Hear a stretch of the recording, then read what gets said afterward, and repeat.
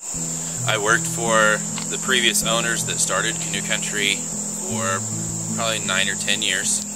Then in 2006, I bought the business. We do canoeing trips, kayaking trips, we do all-day trips, anything up to about 18 miles on the river. We do tubing trips. We got 2-mile and 5-mile trips. Well, I mean, we draw a lot of people. I mean, our average that we draw is a number of about 20,000 people that we bring through our business every year. That's a lot of money that they're bringing in and out, that they're, would make a substantial impact on our community. This is, we bring people from not only this country but from around the world to come, and this is, where they bring them to come to experience the river and nature, to see how pretty that it is out here on the water.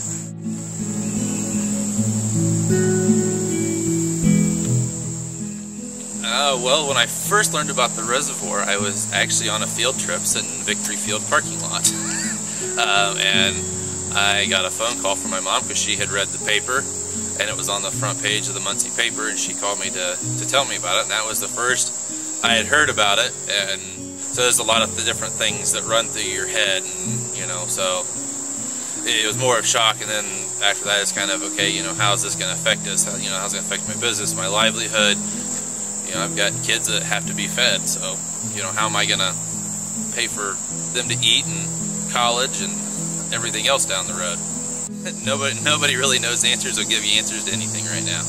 And I don't know if it's just, I think they're so early in the phases or whatever that nobody really knows.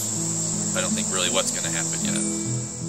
The only time that I have ever talked to anybody is I talked to Mr. Sparks after the first meeting they had in Chesterfield.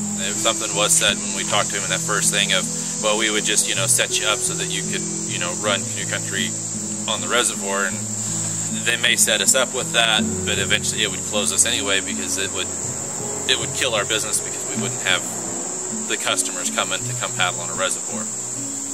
A reservoir, it's just flat water. A reservoir or lake, I've paddled on lakes, it's really not that enjoyable, because you have to move yourself through the water because you have no current to help you.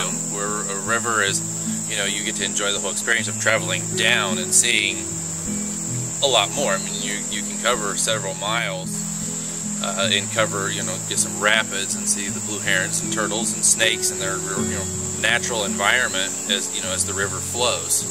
The river is, one of our greatest natural assets. I mean, how many communities are lucky enough to have a beautiful, navigable river flowing through where they can attract people too?